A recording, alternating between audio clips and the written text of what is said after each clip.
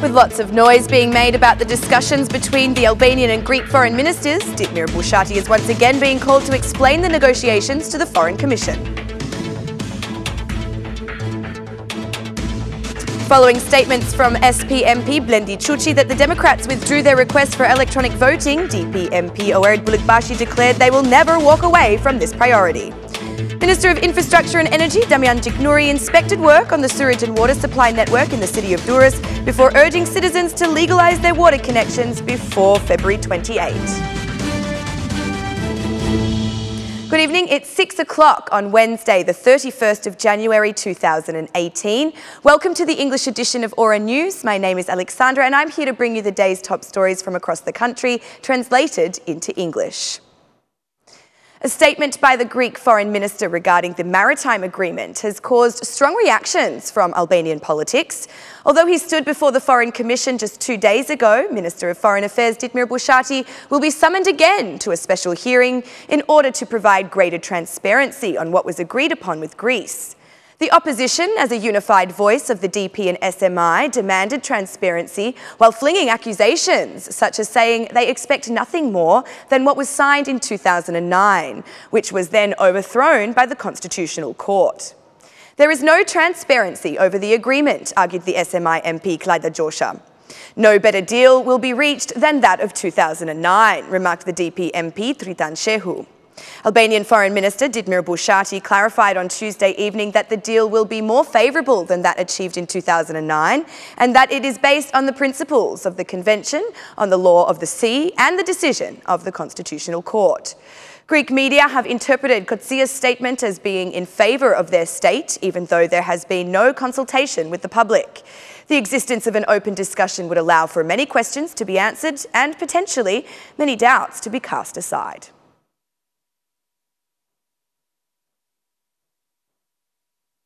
Despite declaring the current parliament illegitimate and demanding the removal of the head of the government, the Democratic Party has expressed interest and wants to work on the electoral reform.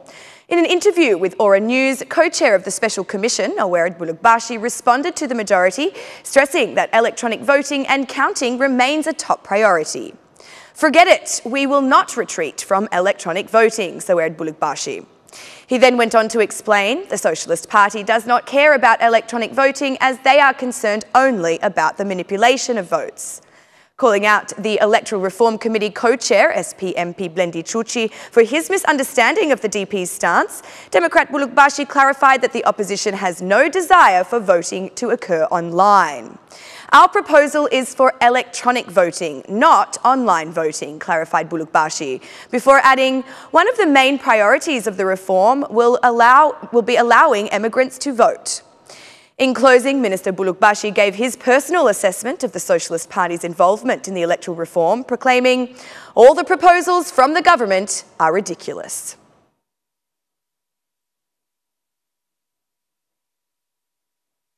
The constant blocking of the online server and delays were the main complaints that citizens of Durrës expressed to Deputy Prime Minister Senida Messi during inspections at the Immovable Property Office.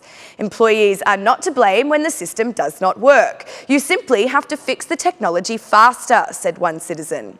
The message from the government's second in charge to the administration was clear. If the citizens are satisfied, this increases the credibility of the office to the government. The contrary shows that the public administration is not doing the job right, announced Messi. While the newly appointed director, Ardian Iliazai, stressed that the disappearance of bureaucracy is one of the priorities of work. "We have declared war against unnecessary bureaucracy affecting citizens," said Ardian Iliazai. Deputy Prime Minister Messi has undertaken a tour of inspections at various institutions to assess the performance of public administration and the quality of service provided to citizens.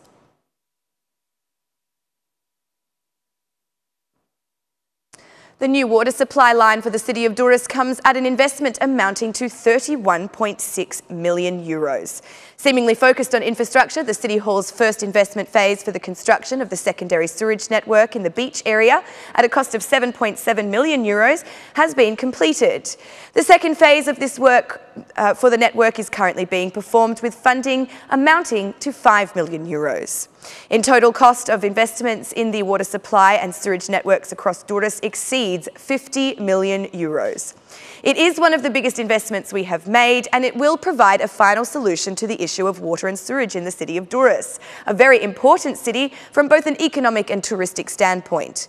It is an investment fully guaranteed and funded by the Albanian government, and from the communication I've had with the mayor, work is proceeding very well, especially over the course of last year. We hope to complete it in time, as it is one of the transformational works for all the citizens of Durrës, declared Damian Gjiknouri in his speech. Accompanied also by the Mayor of Durrës, Vanjush Tako, Minister Gjiknouri then spoke on the topic of reform in the drinking water sector.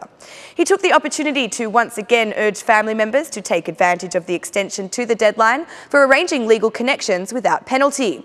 Families have until the 28th of February to arrange a contract with the water supplier and to have a water meter installed.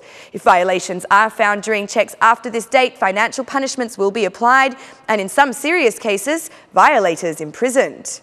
We need to increase the financial returns of the sector to ensure all these investments are sustainable. Financial growth comes from the regular payment of water, just as it happened with energy. It is not fair to rely on the citizens who do the right thing to cover those who simply choose not to pay, exclaimed Minister Gjiknouri. Gjiknouri emphasised that if everyone pays for what they use, the opportunity to make further investments increases.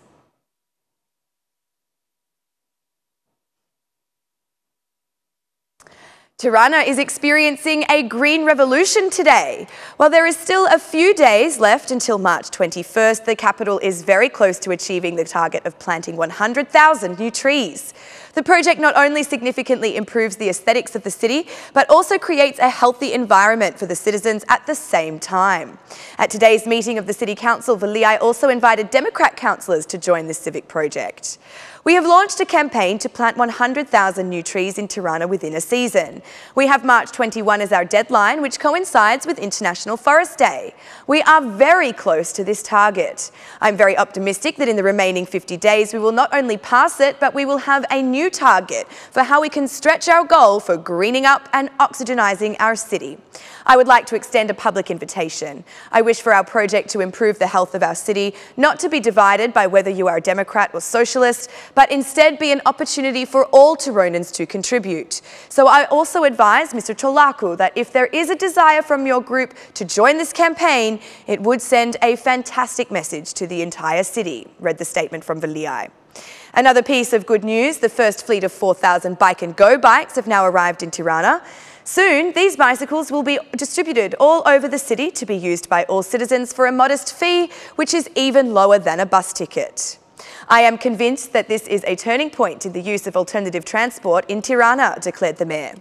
To facilitate and promote the use of bicycles in the capital, the municipality of Tirana is also working on the ambitious project of constructing dedicated bike lanes, totalling a distance of 10 kilometres. I believe that by the spring, we will have a fantastic opportunity to have the city directly connected through the exclusive use of dedicated and secured cycling lanes.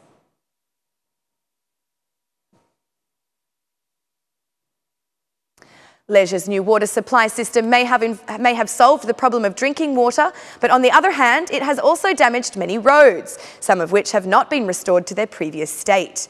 One such example is the segment of Ishul Shenjin, which was asphalted just a year ago, but the works turned it into a poor condition and has created an obstacle for residents. The road has been asphalted, then the workers came for the water and ruined it, complained one citizen. In the Leisure municipality, it is said that the firm that carried out the works for the water supply also had the obligation to rehabilitate the roads. Some blame was also placed on the water supplier themselves for accepting the work by the construction company as complete, despite the roads remaining damaged. The status of completion should not have been accepted without the rehabilitation of damages. This was a point in the contract, said Ndua Lushi, the Director of Public Services in the municipality of Leisure. The Ishul Shenjin road segment is just one example of roads which have been damaged due to the installation process of the new water system that has not been attended to by the contracted construction company in Leisure. And that's the news across the country today. Thank you for watching our English edition this evening, and be sure to join me again every Monday to Saturday at 6 p.m. for the latest news from Albania. Once again, and on behalf of Aura News, thank you and good night.